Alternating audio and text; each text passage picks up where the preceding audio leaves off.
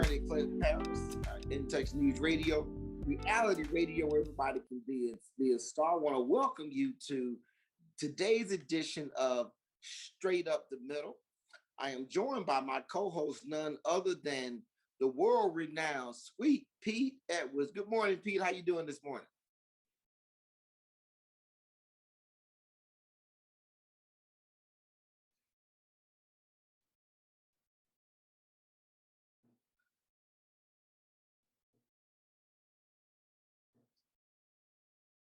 Outstanding. Hey Pete, you know what? If you want to talk about that now to make sure we get it covered, you can do it now. We can come off the break. Which one would you like to do? Okay, and Pete, your audio is a little bit low this morning. Can they turn you up a little bit? Okay, that's a little better. Go ahead. Okay.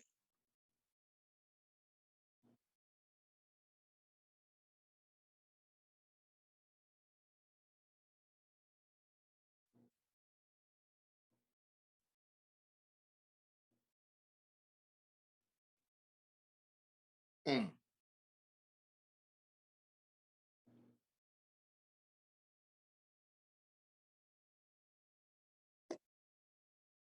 I saw four cases this week, Clint.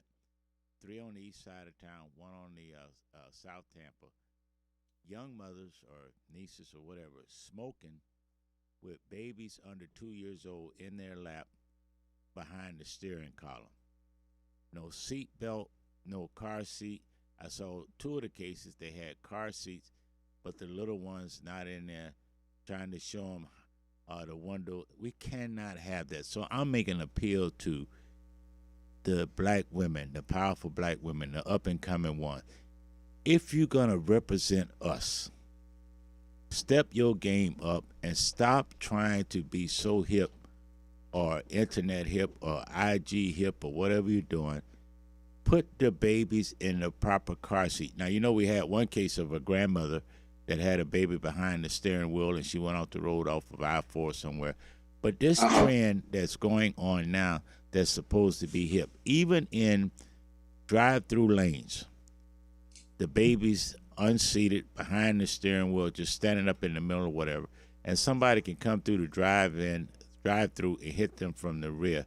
And then the first thing our community would say was the police just hassle with them. We cannot have babies.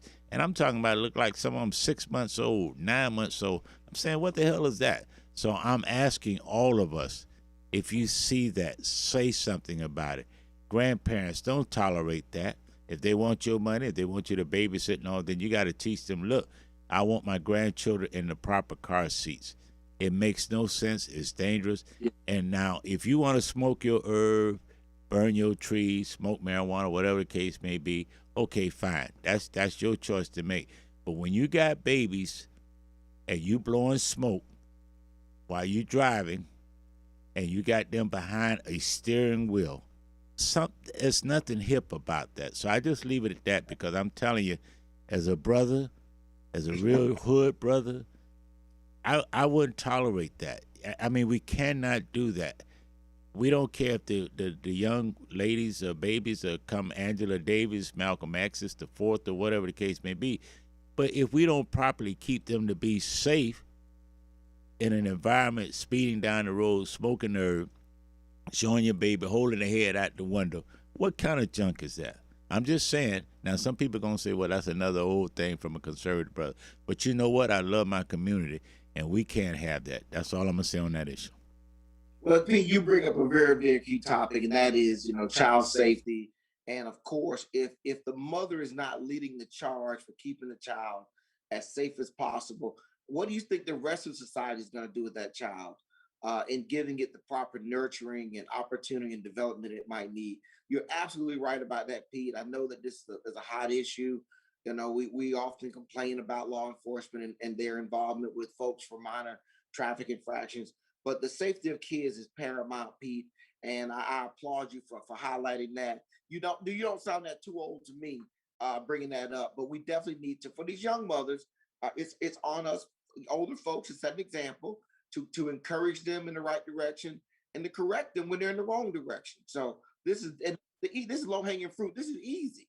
A mother's job, just keep the child safe, and then we can start working on giving them a proper education and all the other things they need to develop into being productive citizens. So I applaud you for bringing that up, Pete, Okay, my because it's brother. definitely something that we need to be aware of. Now, uh, uh, over on my end, I had a rough week, Pete. I'm gonna tell you why I had a rough week, everybody. My wife escaped to St. Thomas for a week with her girlfriends. Um, about five, six of them, they took off, and so Pete, all this week I've been a single parent doing all the stuff us single parents do. The cooking, the cleaning, the picking up, the dropping off, the going to school events. And my kids they're big kids. It was a lot of work, so I applaud all those ladies out there who do this every day in and day out, taking care of their families. And for the brothers, listen, if you can do a little extra for the ladies, this is a great time to do. I know it's not Valentine's Day. We do have Mother's Day coming up, but on the day in, day out basis, we could just do a little bit more to help them out. I think it'll go a long way, Pete. Cause man, it was rough over here uh, all this week. I was so happy to see her back.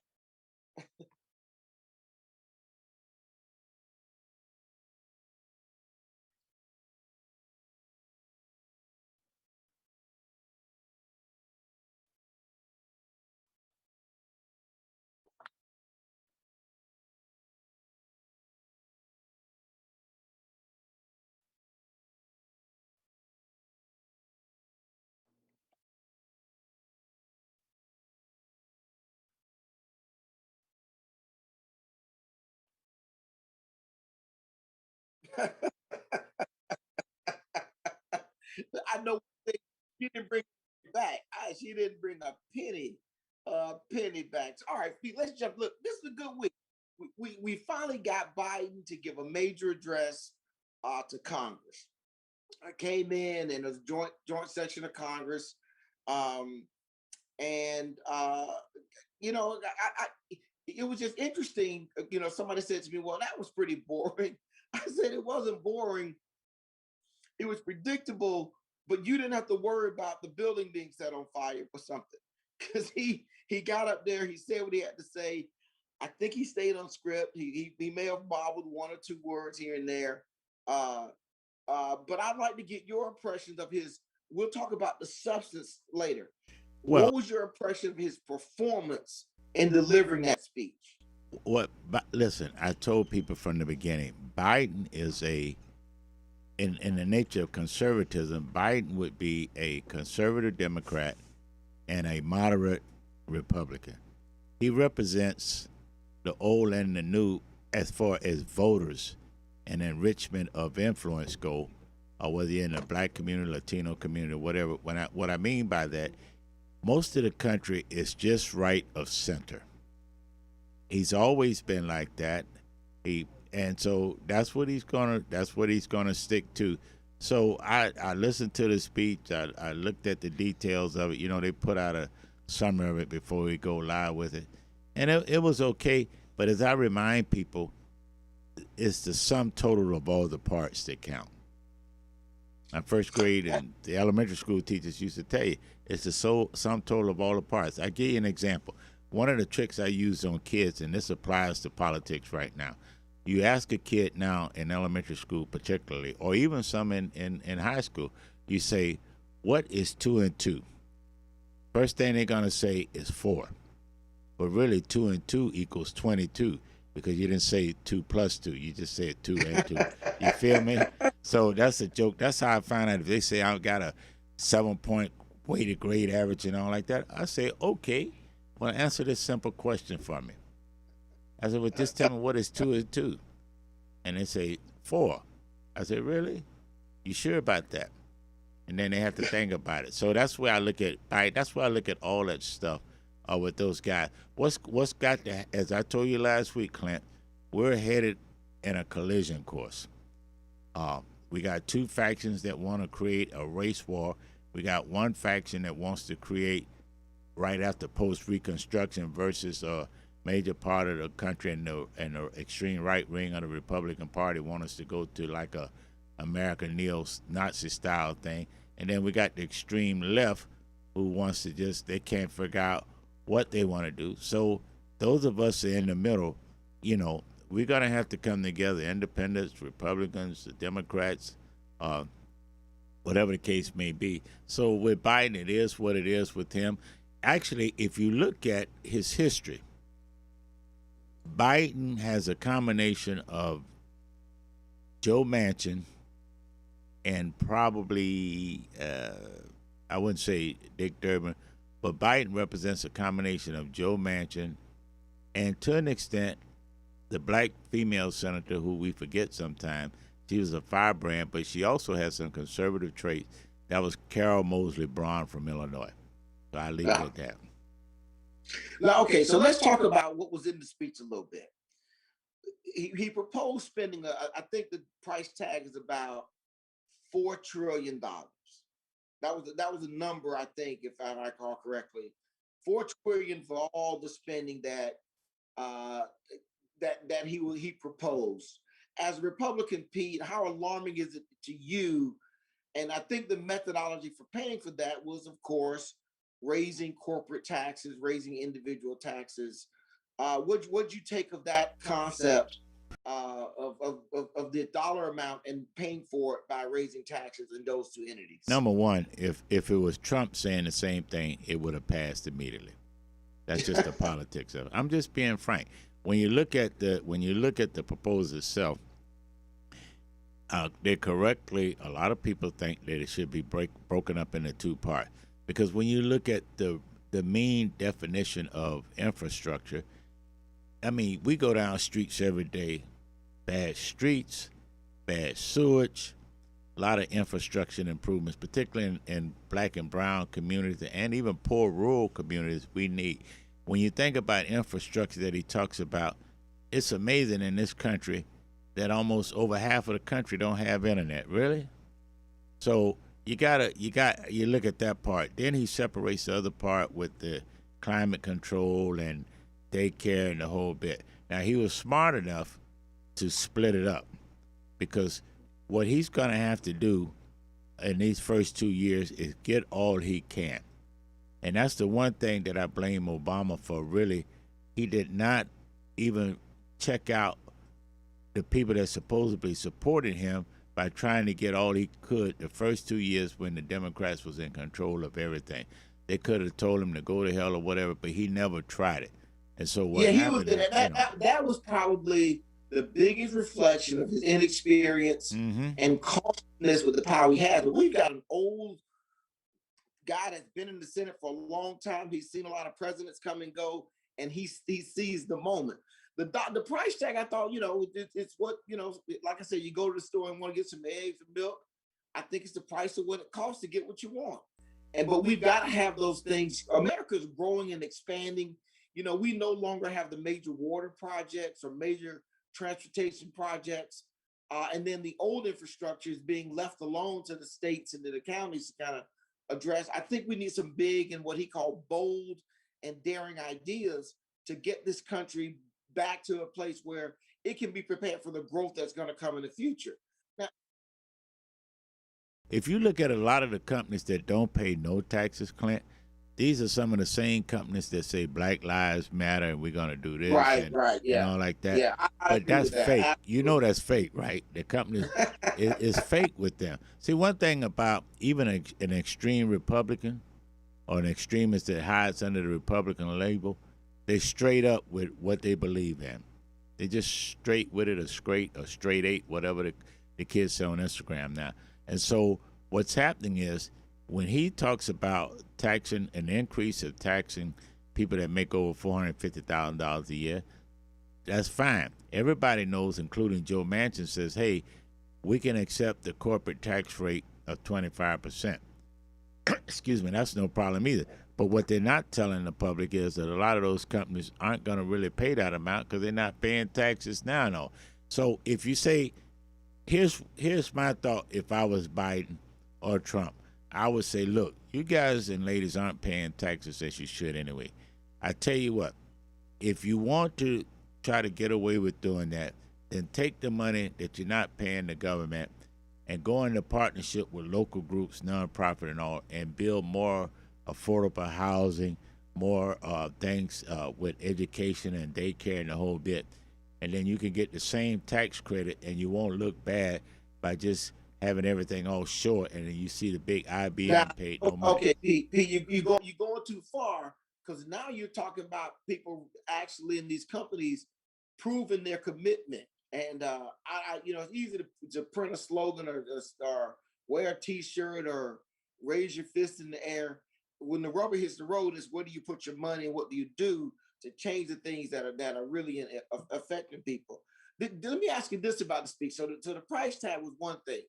One of the other things I was looking for in the speech was the how far he went to try to bring people together or unify the country. And I don't know that I heard much really on that point. Now I'm gonna tell you right now, if you listen to the show for a long time, Pete, I have what I call setup questions. This is a setup question for my Republican friends.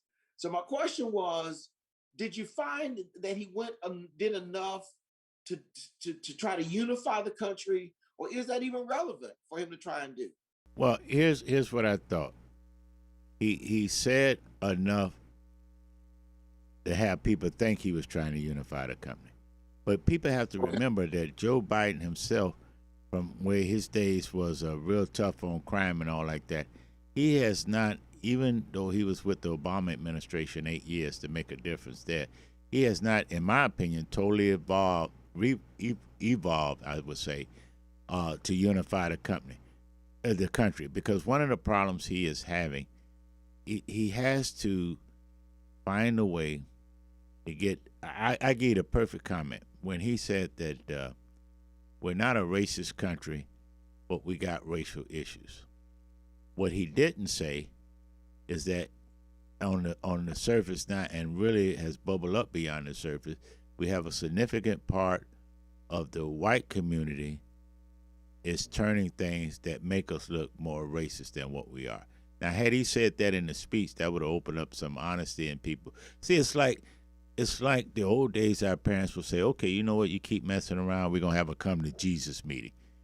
But so he doesn't have that. He's not going to do that. People got to understand two things Joe Biden is not going to do. One, he's not going to have that honest, upfront, call it like you see it conversation. And number two, he's banking on 8 years. So if you think he's helping Kamala to be the next president after him, his 4 years, that's not going to happen either. So he's just doing things to um, get through what he thinks he needs to do to keep the lid from blowing off. But it's too late for that. And in fact, I saw a couple of instances this week where things are getting so bad. Guess what's coming into play now, Clint?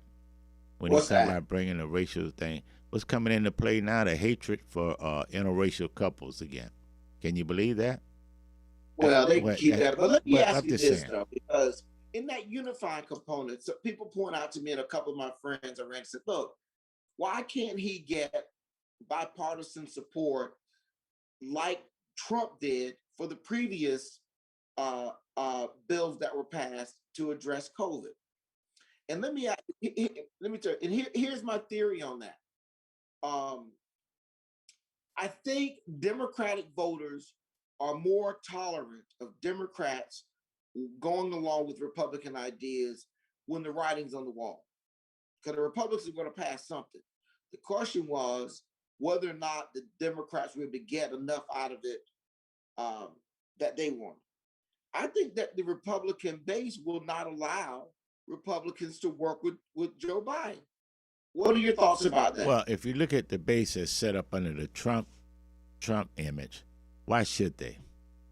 It's to their political advantage to go along with all these false theories and everything that's fake, the whole shenanigans. So it's not playing to the strength. And remember what I told you last week, and I told our listening audience here on straight up the middle, is that a lot of Republicans who Biden could peel off are independents now. So you got to get them back into a coalition fold. But I don't, this country is headed Really, we got some real serious problems. You see it every Hold on, day. let me ask you about that, because you said this several times. There are these independents. Okay, Trump got what, 74 million votes. If I got it right. Mm-hmm. Biden got about 78 million, somewhere in that range. So my question I'm trying to figure out is how many of Biden's 78 million were swing votes? Quite. It's no Well, that's different. all about, but it's, I mean, if you take that after what, 4 million, 5 million, that doesn't seem like a very big swing pot to be moving around. It's enough. I give you a local example of that for those who are into algorithms and all that kind of stuff. You know what's a big you know what's a local example to look at that, Clint? The Gillum DeSantis race. Okay. You know what helped DeSantis win? Black women. Who would have thought that percentage would have been That's on the that school high? choice, but that was the best. But even in that number, it was a small margin. Well, very small margin. If and I just don't know. I don't know, Pete, that you got that many swing voters out there. That. And here's the other thing: you have voters. If you look at the number of people who, even though this was the largest election on, look at the number. They broke down the number of people who normally would have voted that didn't vote. Small as the percentage they may be, it makes a difference in a race. And I tell people, I go back all the time that every vote counts.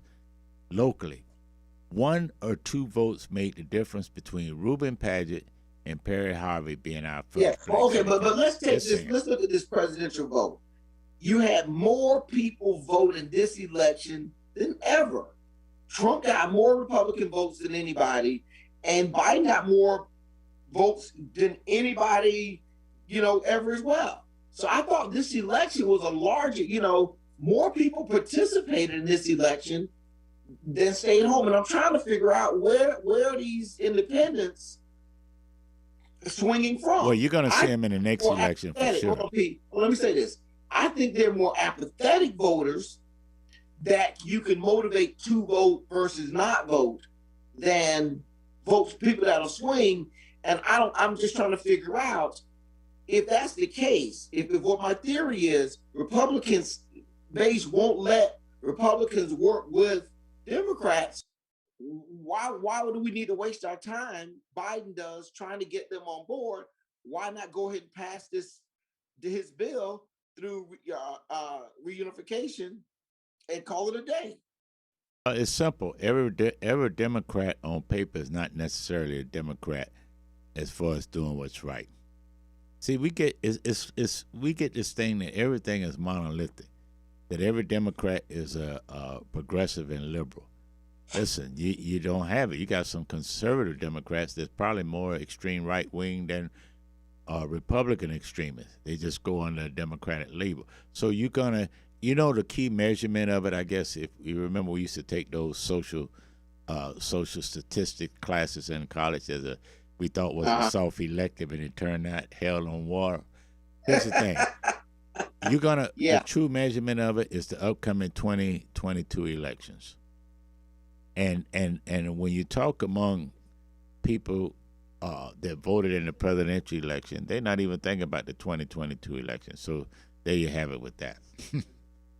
All right. So also Biden threw into his big spiel a lot of programs that had an FDR feel to them.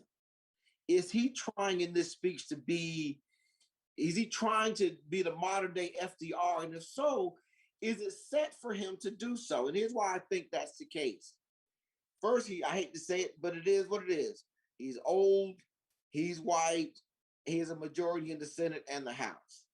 And he knows that this is the moment that he has to seize to get the most stuff passed as possible. Because he can't predict what happens in midterms.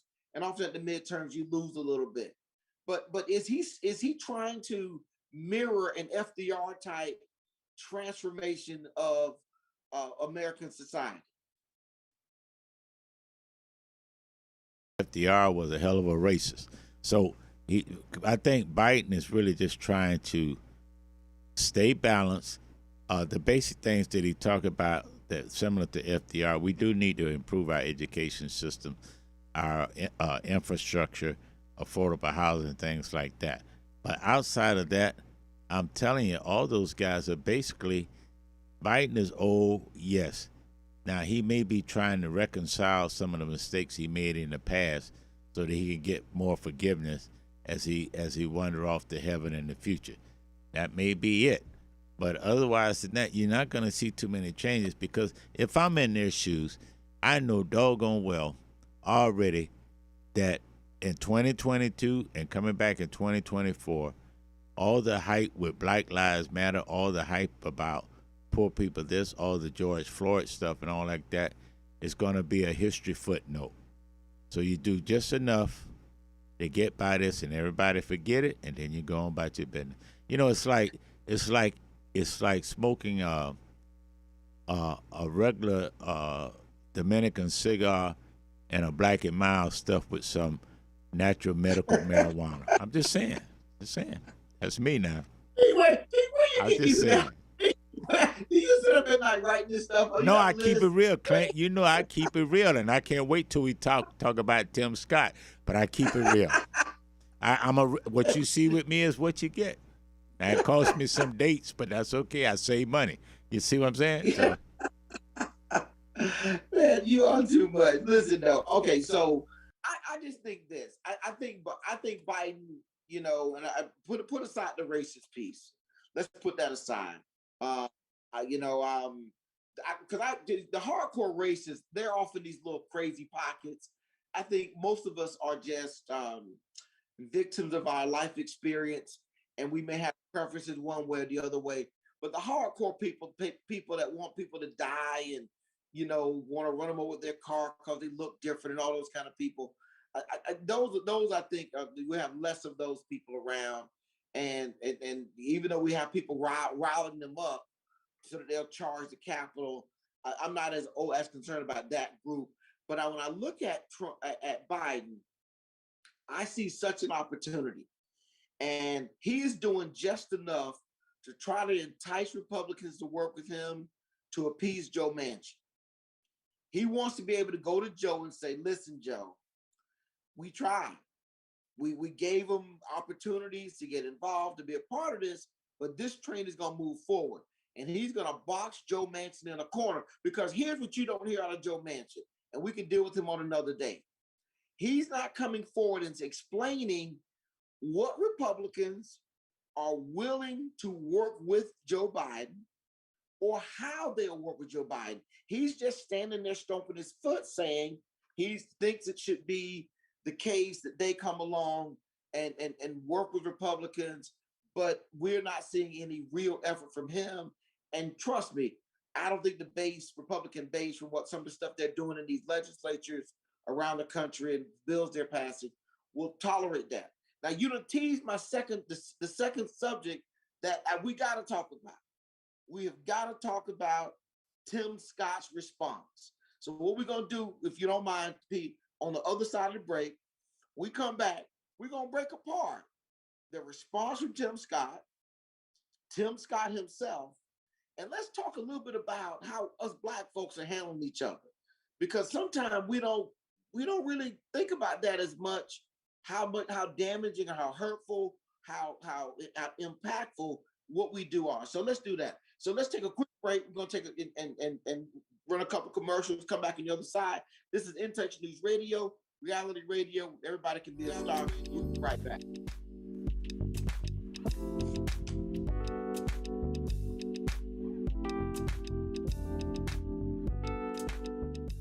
By now, we're all aware of the dangers of COVID-19. Like others with existing health issues, cancer patients are at a high risk due to their compromised condition.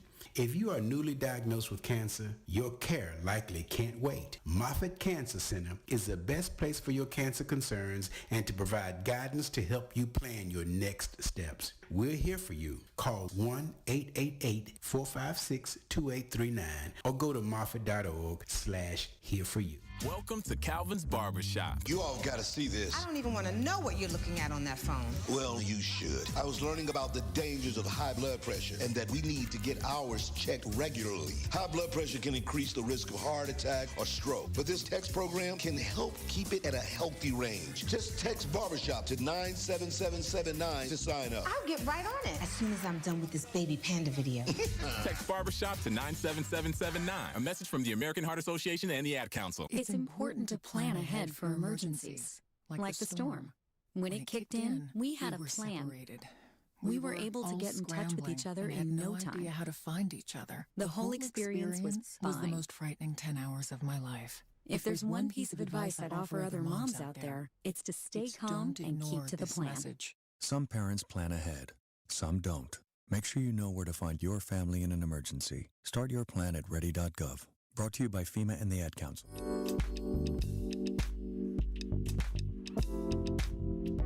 All right, back on In Touch News Radio, reality radio, where everybody can be a star. My name is Clint Paris, and I'm the co-host of Straight Up the Middle. I'm joined by the best co-host in America, none other than Sweet Pete Edwards.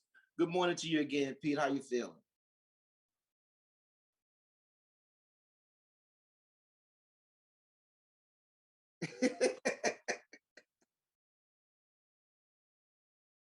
Listen, well, thank you, Pete. Listen, I get all messages all the way. They say, man, why you taking so easy on Pete? You beat the professor into him. You beat him off the show, and now you got Pete up there. You want to try that stuff with Pete? Did you try the professor? Well, Pete, you would bring such a wealth of knowledge to this show.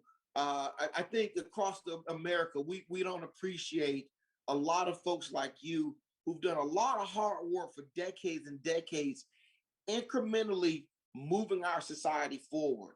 And it is I'm just elated to have you on the show with me in the morning. I really, really respect your opinion and what you've done in our community. And, to sit here on this show on Saturday mornings and talk to you.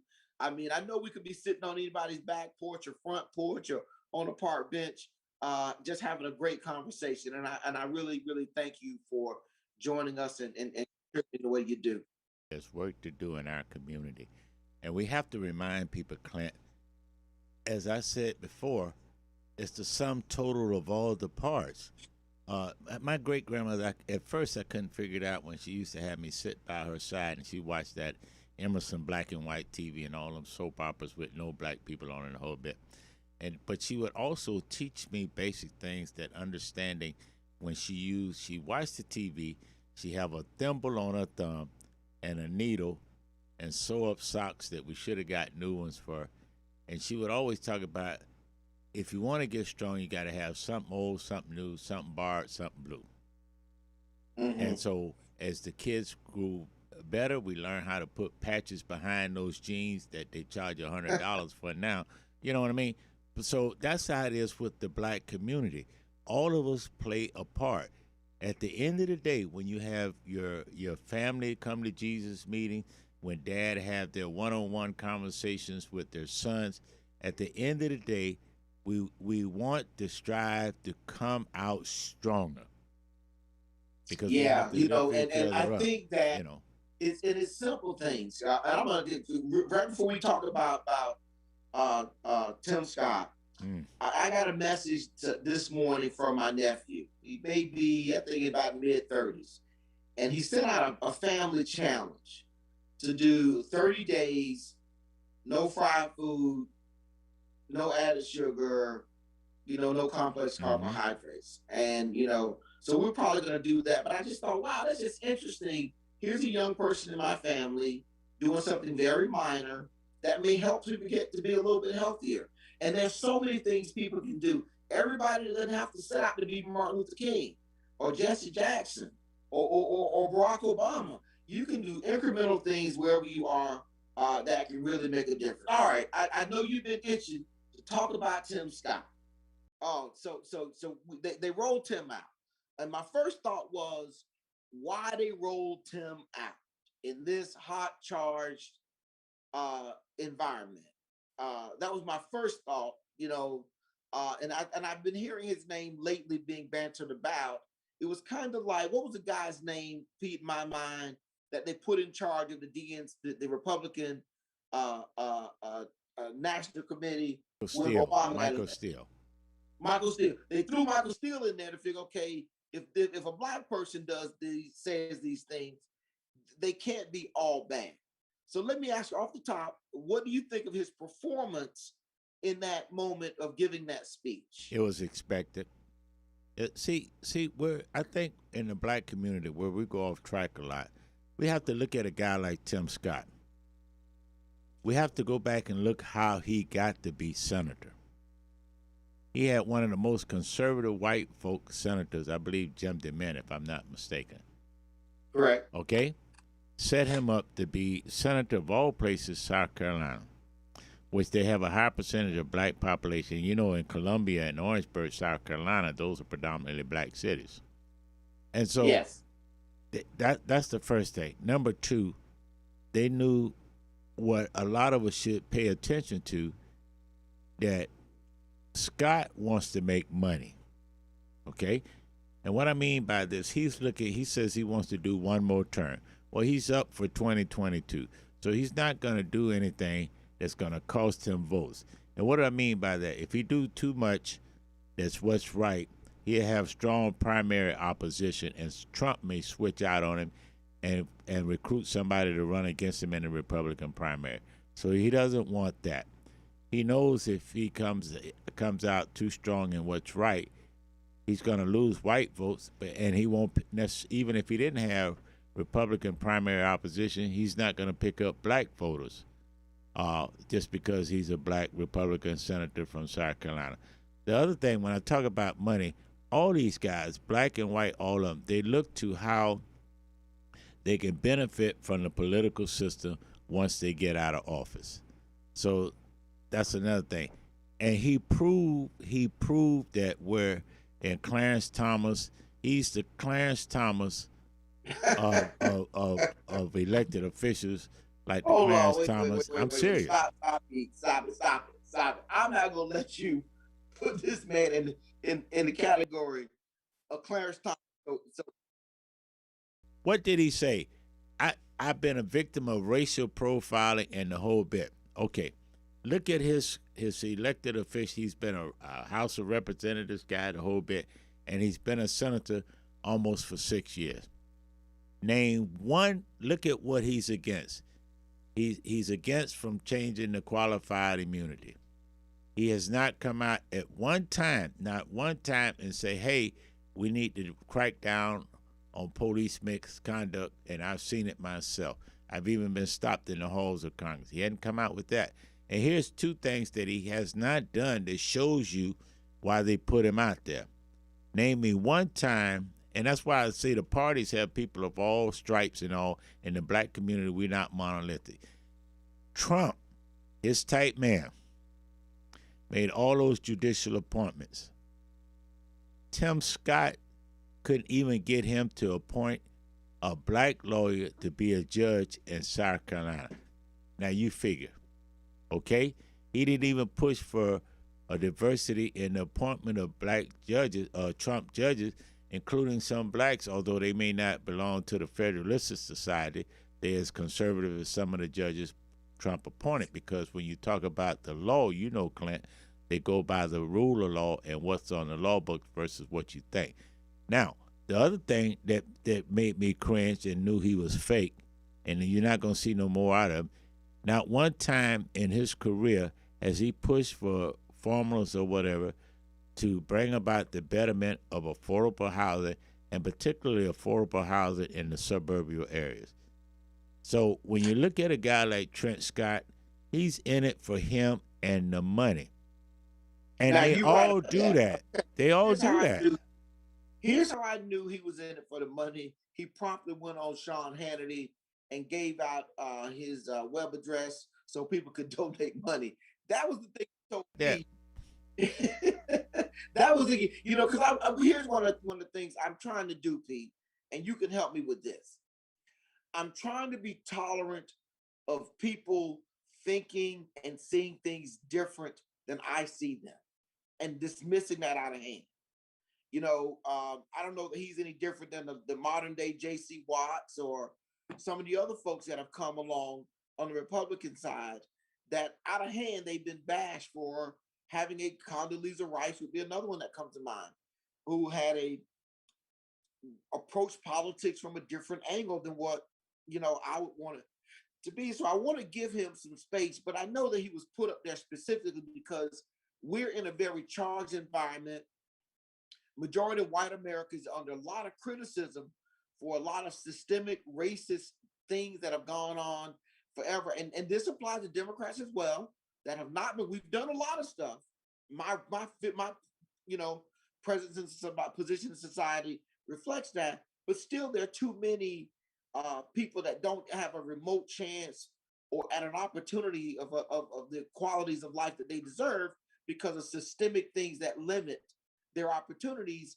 And so when this guy comes out and he then espouses and gives, I would like a better word, gives cover for the people that are maintaining some of that stuff. That was the stuff that was disingenuous to me.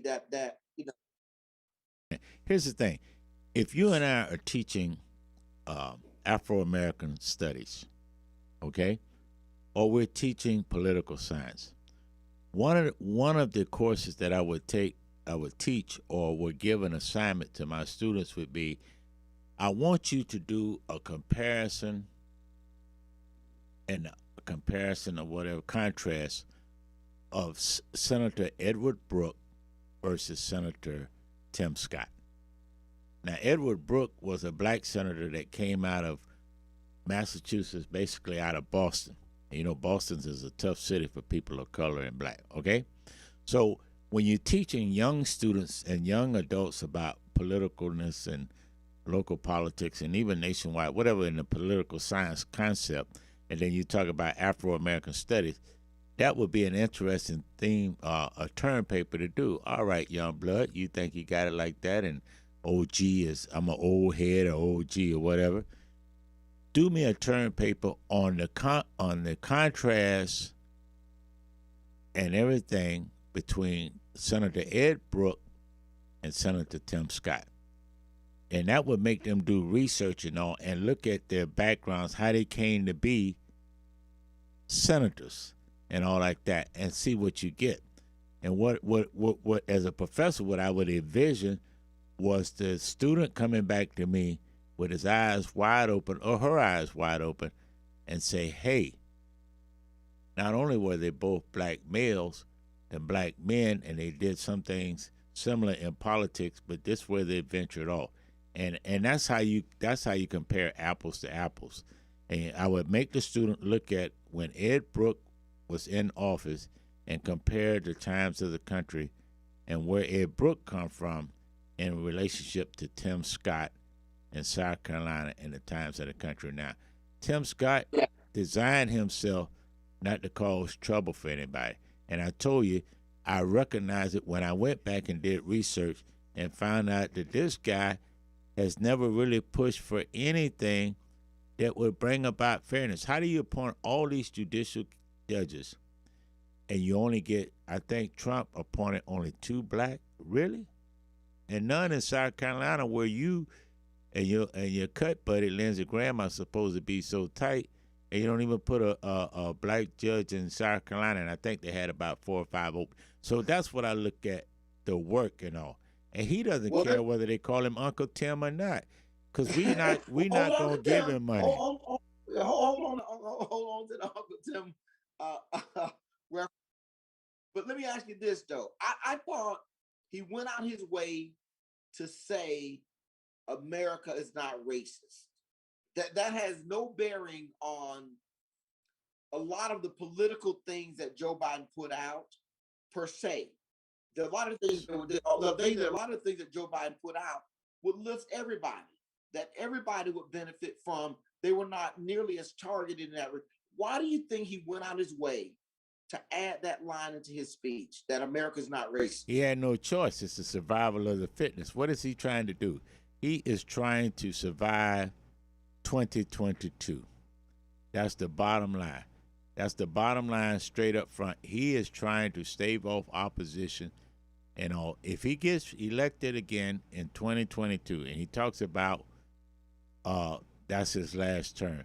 Once he's sworn in for that final term, then he may come out and say, you know what, I reevaluated everything, and we're getting more racist than what I thought. Why? Because he don't have nothing to lose anymore. And if he doesn't make money with Fox after he come off the Senate, then he can make it with MSNBC like Michael Steele. So you gotta see, we gotta get out of this color thing so much, because at the end of the day, you got people that love power, they love money, and they love sex. That's the bottom line. Well, now you talking about Gates, and we're gonna leave him where he's at for a minute. I was struck by, because it felt out of place, that comment. And we've often had, here's a guy, let me just say this. He recounts how he's had to deal with issues because of his race, being followed, being stopped, things of that nature. And then he went out his way, though. He could leave it where it was and talk about America not being racist. So of course the next day, that's what you hear being bantered around. Everybody's been asked, is America a racist country? Now, the also thing that you got drummed up real quick, and you just hit on it, was the Uncle Tom reference and calling him Uncle Tim. Check this out, Pete. Years ago, my family and I, my wife's a Jack and Jill member, and Jack and Jill, we went on a trip to Detroit, retracing the Underground Railroad back through Detroit and into Canada. And we went to a reunion of descendants of escaped slaves in Canada. They had a reunion, and we went to the event, part of that event. But on that trip, we went to visit the Uncle Tom's Museum in Canada. And so we were having jokes saying, listen, there won't be any timing on this trip. We all fired up about our blackness. Why are we going to an Uncle Tom Museum? Well, it's really the Uncle Tom and Elijah Henson Heritage Museum, or whatever it is. End of the day, it was a story. It was about Uncle Tom and how when he got to Canada, he helped free other slaves. He escaped to Canada is what he did. Helped to free other slaves, built a school for blacks, helped blacks buy property. It really contradicts the image we have of Uncle Tom in America based on the book. And my question for you is, what was your take of that response to him and people calling him Uncle Tom, Uncle Tim, he's cooning? What was your take on that?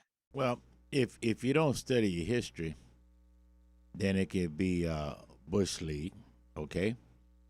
And then when you look at it, people have a right to say what they want to say. That's the way it is in this country. Now, here's the thing.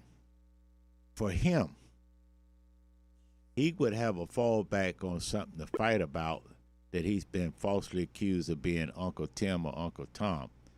But he has no track record. What could he show? When he talks what about that police reform bill last year that got filibustered?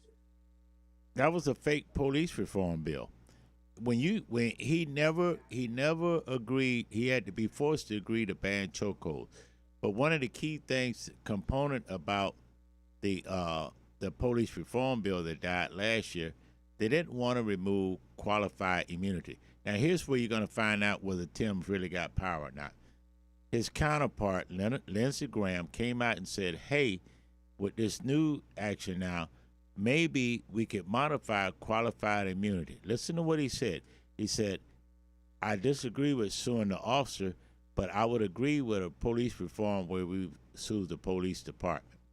Because the logic is that it's not the police department's fault, it's the police officer's fault, it's the police department's fault for the training. So not rid of this person who's a bad apple. Yeah. So you get that. But Tim Scott, there are a lot of, in some ways, you or I could be called an Uncle Tim. And I tell you why. Because if the populace don't see us with a soundbite and a photo op all the time of what we do, then they assume that, number one, we do nothing. Number two, we sell out our community. Number three, we just about us. and they don't even think about we have any restless nights or whatever representing our constituency, your clients, the whole bit. Am I right or wrong about that? No, listen, listen. I'm I have just saying. had people the craziest things to me about my life experience, which they don't know. They're presumptive about it. You're right about that, and that goes into how we treat each other as it relates to race. I was bothered that he was attacked. Some of the racially charged comments about him, because I just don't like people talking to people in that kind of line, and particularly within our community to each other, even if we disagree. What are your thoughts about how black folks treat other black folks? Should he Or not is expected that, Clint? Clint, should he not expected that? You see, when you that doesn't make serve it the, right? huh? That doesn't make it right. So expected, but that doesn't make it right. No, but when you serve the public or when you in the public light, you gotta have a strong constitution. You gotta have strong faith. You gotta have patience. You gotta have perseverance, and you gotta have a high degree of tolerance. Because when you're in the public situation like that, that comes with the territory, and that's why you have the inside outside effect. And at the end of the day, the bottom line is how can I strengthen my community? I knew a detective with the police department. He was a pain in the butt. We used to make it clear all the time about he didn't want his daughters to marry a black guy. You know what I used to tell him? I don't give a rat's butt about what you think. We got a couple of kids here. We got a couple of adults here. You need to take a look at this case again. You overcharge him or whatever the case may be. He's eligible or she's eligible for tree trial.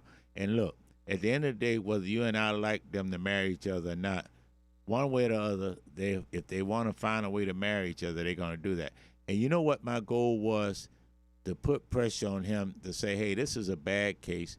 This is a bad charge or whatever. Why? I'm not thinking on the negative back because he don't like Negroes or whatever, because he would always use the word Negro. But if it made a difference in keeping 3 of my kids from going to prison, bound over for adult court and all like that, I had to take that in order to save our kids. You know why? Because I want them, as I step aside or as I'm pushed aside if I'm not doing right for their benefit in the future, to take over and be leaders in my community. Now, at the end of the day, people don't like that, but it's an inside-outside wash. No, you're right about that. Listen, though, as always, I want to.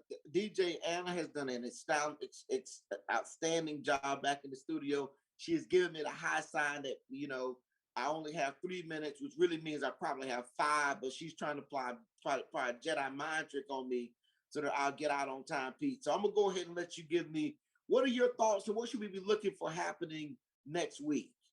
Hey, what we better look for in a hurry, and it's our fault. The community at large, and particularly the black community. Where are we going with Hillsborough County Schools with this funding and the closure of schools and all? Prior to the pandemic, they were going to turn over Oak Park and Stephen Foster schools to private charter schools because of the continuing D and F thing. So I think they may get a second chance. But I wish our community would stop playing games. We got a lot of people who are retired, a lot of people who don't work because their husband or wife take care of them, and that's a good thing when your wife take care of you. I'm just throwing that out as a joke, women. Don't get mad. Don't get mad. But anyway, we keep ignoring this local education problem. We got a real problem, a real deficit. Bad schools continue to be bad schools, and the whole bit. So I'm hoping locally. You know what? Stop waiting till after the fact. I think our community would be stronger if we pay attention to stuff all the time as if we were voting for Obama the first time. And when you do that, you make a difference. When you wait till after the fact, if I'm a white elected official, first thing I'm going to say, well, where was you in the beginning? And then the second thing I'm going to say is, well, you can have your photo op moment and your sound bite, but guess what? I'm going to be elected again in spite of it because you didn't really vote for me in the beginning because I never heard from you on constituency issues. And I'm talking about elected officials that's not normally representing the black community. You feel me on that? And Anna treats you nice, and she keeps me in line. But I like her for that. All right, so I want to thank Pete always for sitting in with me and providing some insightful comments that people can really think about and take to heart. I want to thank DJ Anna back in studio for holding down the boards and making sure Pete and I sound our soulful, sultry voices sound so good. Also, want to invite everybody to stick around on Intex News for the sole purpose, which follows the show. You've been listening to Intex News Radio, reality radio, where everybody could be a star. We'll see you back here again next week. Everybody be safe.